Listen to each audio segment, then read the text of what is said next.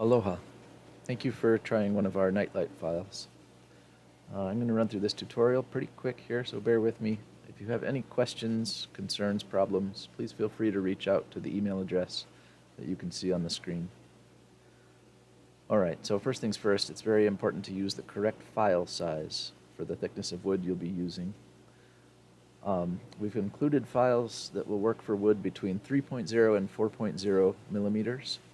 So anything in the 1/8 inch range coming from GS2, Glowforge, Johnson Plastics Plus, other companies I'm sure, should work fine with these files.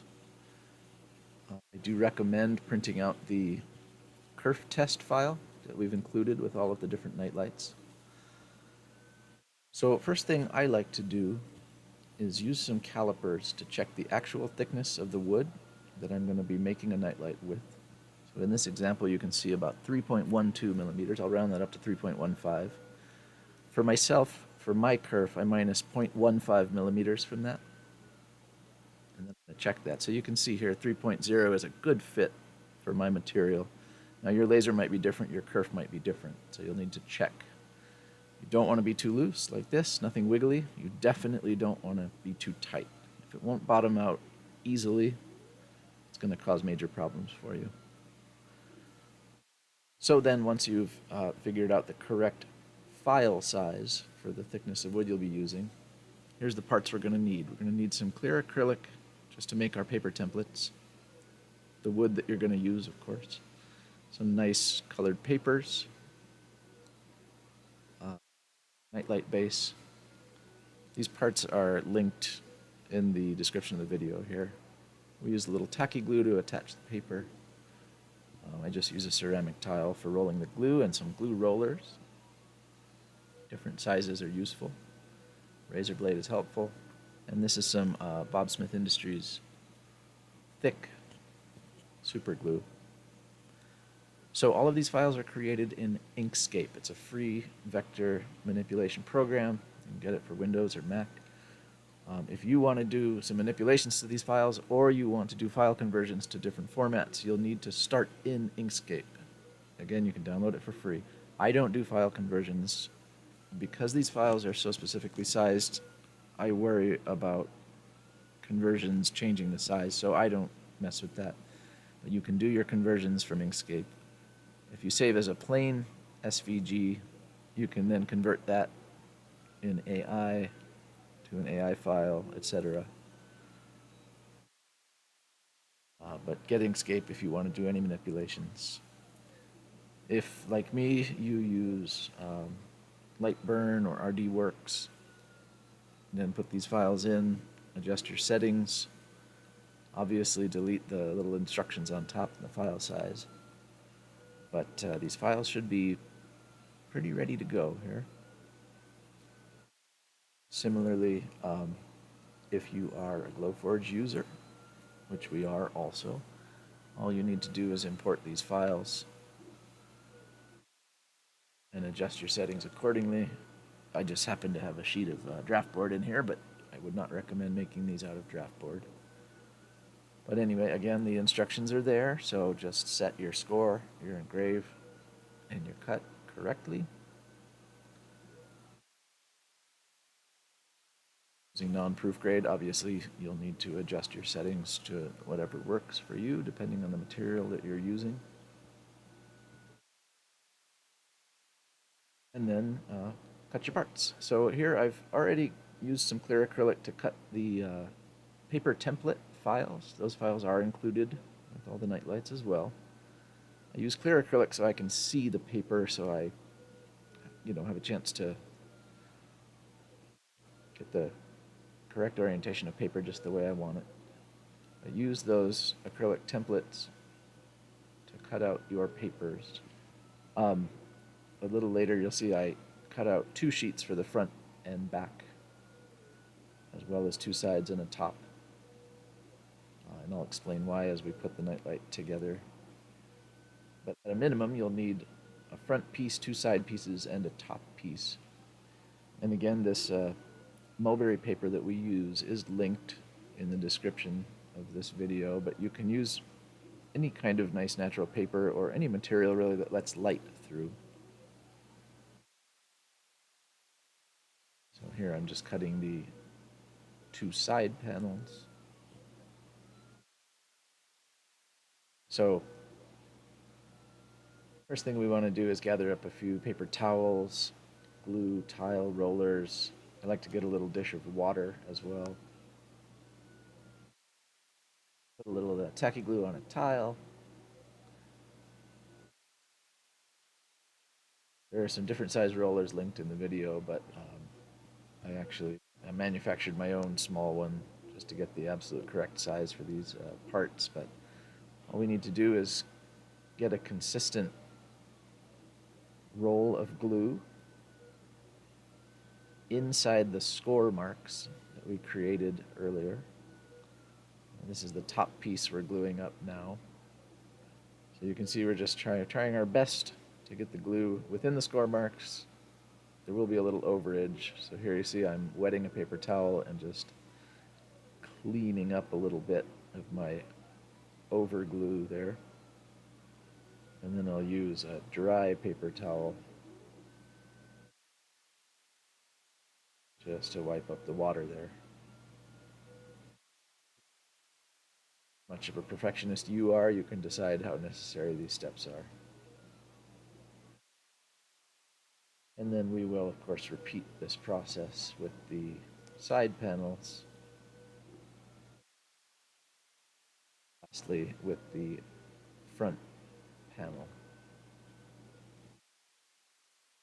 I should note here, it is kind of important to remember that when you put a sheet of wood in your laser machine, the bottom of the sheet, the side that's on the crumb tray, is actually going to be the visible faces of your nightlight. Because we're using these score marks, the side of your wood that's face up in your laser machine will be the inside of the nightlight. So if you have a good side of your wood, make sure to put it face down in your machine.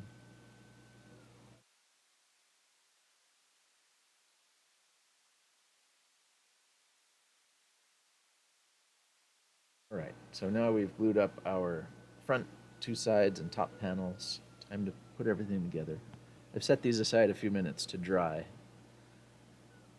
Now we're just going to slide these pieces together. With the front face, we slide the two sides onto it. This is the back piece now that's going to finish out the four sides of the nightlight.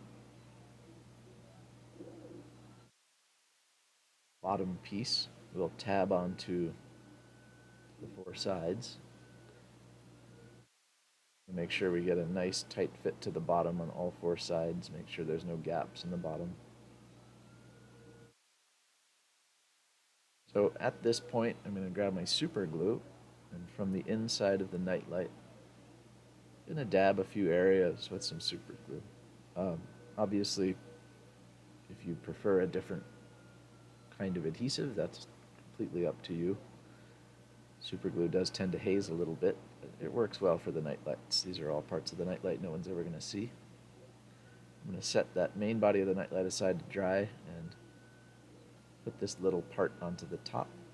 This piece is purely aesthetic. I think it completes the look of the nightlight very well, but it can be left out. Just putting some very small dots of super glue gel onto the bottom of this piece, and then I'm going to very carefully center it top window of the nightlight top. Press that super glue down for a little while.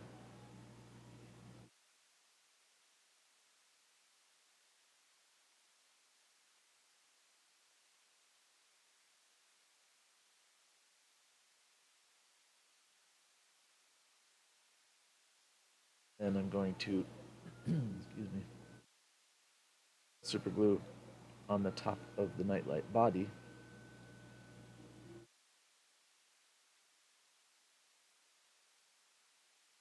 And secure the nightlight top to the nightlight body.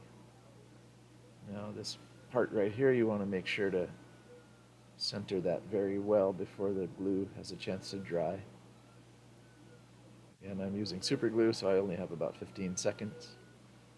Make sure everything is well centered here.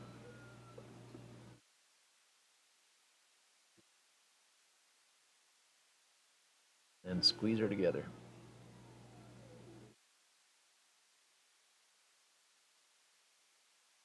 So I did mention that when I'm cutting my paper, I cut two pieces of the front back panels.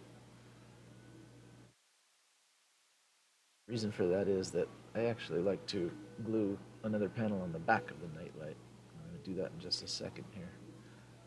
So now we're going to attach the nightlight base itself. Again, this is linked in the description. These files are sized for this specific brand of base. If you're using something different, you may have to resize the file. So we just slide that in, make sure it's nice and centered. Make sure the outlet tongs are pointing straight back. Super glue just a little time to dry. So here I'm going to put some colored paper on the back of the nightlight. If you are going to do this the same way I do, it's very important you're using an LED bulb. If you happen to be using an incandescent bulb, this paper touches the bulb and you may be creating a fire hazard with an incandescent bulb. So I put this paper here because otherwise the light from the nightlight bulb shines white on the wall and kind of kills the vibe of the colored paper. With the colored paper there, you get a consistent color shining from all sides of the nightlight. But again, you have to use an LED bulb if you'll be doing this paper on the back. So here we have a completed nightlight. At this point, I'm just going to grab a little extension cord and test out our creation. Make sure everything's working great, and it is. And there you have it. That's one of our nightlights. Well, good luck, and again, if you have any questions, please feel free to reach out. And thank you so much. Mahalo.